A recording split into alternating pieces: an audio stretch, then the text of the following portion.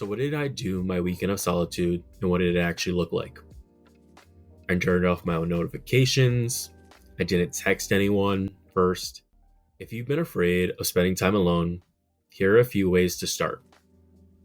Block out just 2 to 3 hours.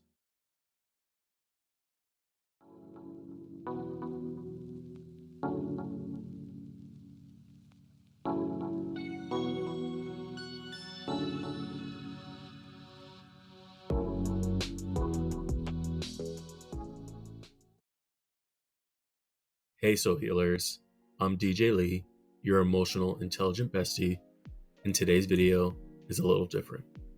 It's about solitude, not loneliness, but an actual, intentional, and chosen solitude. This past weekend, I spent time alone. No plans, no people, just me.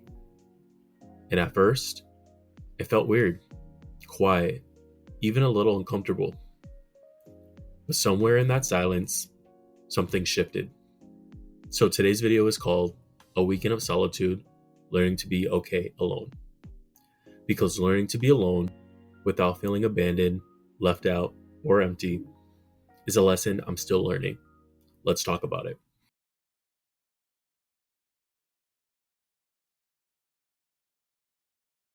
Let's start here, because it's easy to confuse being alone with being lonely, but they're not the same. Loneliness is a craving. It's an ache. It's feeling like no one sees you, hears you, or knows you. Solitude is a choice, a practice. It's being with yourself on purpose. For a long time, I didn't know how to sit with my own silence. The noise of people, plans, and distractions became a comfort blanket because being alone meant being alone with my thoughts, my insecurities, my fears. And yeah, that's not always easy. There's a difference between being alone because no one is around and being alone because you're learning to enjoy your own company.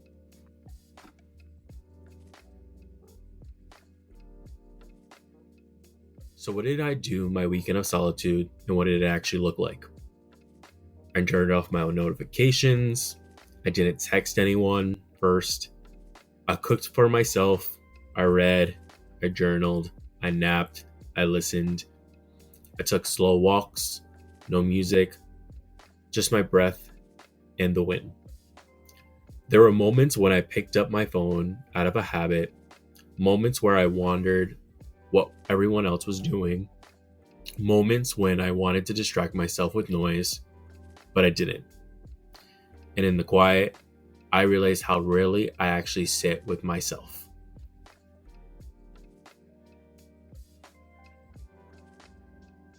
In that quiet, I noticed a few things I usually ignore.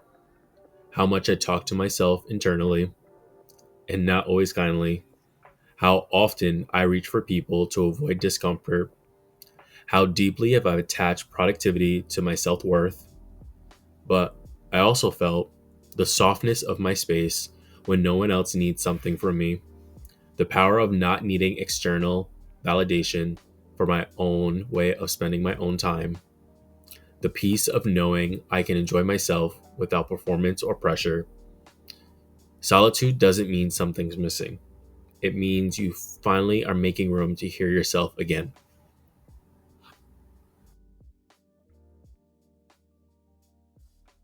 If you've been afraid of spending time alone, here are a few ways to start. Block out just 2 to 3 hours. No plans, no expectations. Take yourself on a solo date. Coffee, walk, museum, movie. Journal or voice note your thoughts. Let them exist without needing to fix them. Unplug. Even for an hour, give your nervous system a break. And most importantly, don't judge what comes up in the silence. That discomfort, that's where the healing starts. If you're someone who's been craving connection, but afraid of stillness, I see you. And I want you to know, solitude isn't punishment. It's practice. And it's powerful. This weekend reminded me that I don't need to fill every moment to feel fulfilled. Sometimes, the most nourishing thing you could do is to be alone with yourself and realize you're not empty, you're evolving. Let's talk in the comments. Have you ever spent intentional time alone? What did it teach you, and what would you hope it might? I respond to all comments in the first 72 hours, and I'd love to hear how you're making peace with solitude. And as always, keep striving and keep thriving, and I'll see you next time. Bye-bye.